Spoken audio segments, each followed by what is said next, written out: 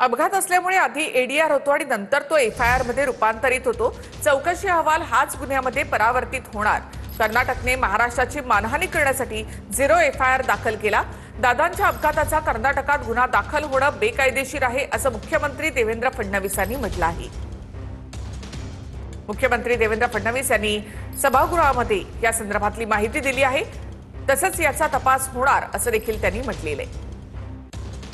आम्ही कुठेतरी त्यांच्यावर एफआयआर होऊ नये किंवा तो ब्लॉक व्हावा हे का करणार आहे? आपल्याला क्रिमिनल जस्टिस सिस्टीम मध्ये या पद्धतीनेच काम करावं लागतं। होतो ना, अगदी मी उदाहरण सांगतो की बावनकुळे साहेबांना बुक्की मारली, एफआयआर होऊन जाईल, कारण ते हर्ट आहे।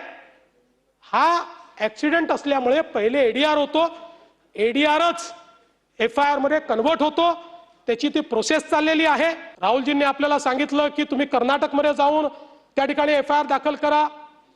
कर्नाटकमध्ये 0 एफआयआर दाखल झाला नाही, ठीक आहे, त्यांनी नसेल सांगितलं, तुम्हाला मनात वाटलं असेल, पण मी तुम्हाला सांगतो, नाही नाही द्या ना शेवटी, असं नाही, द्या शेवटी, पण मी तुम्हाला सांगतो, आपण जर बघितलं तर याच्यामध्ये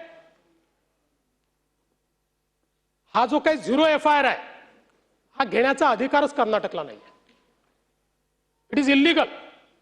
याचं कारण 0 एफआयआरच्या संदर्भातला नियम असा आहे की ज्यावेळी विक्टिम एफआयआर करण्याच्या परिस्थितीत नसेल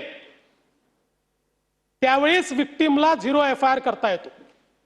जिथे एफआयआर करायचा ज्यांचं ज्युरिस्डिक्शन आहे त्या ज्युरिस्डिक्शन मध्ये जर विक्टिम पोहोचू शकत नसेल तर 0 एफआयआर होतो आणि तो 0 एफआयआर हा त्या पोलीस स्टेशनला त्या ठिकाणी कन्वर्ट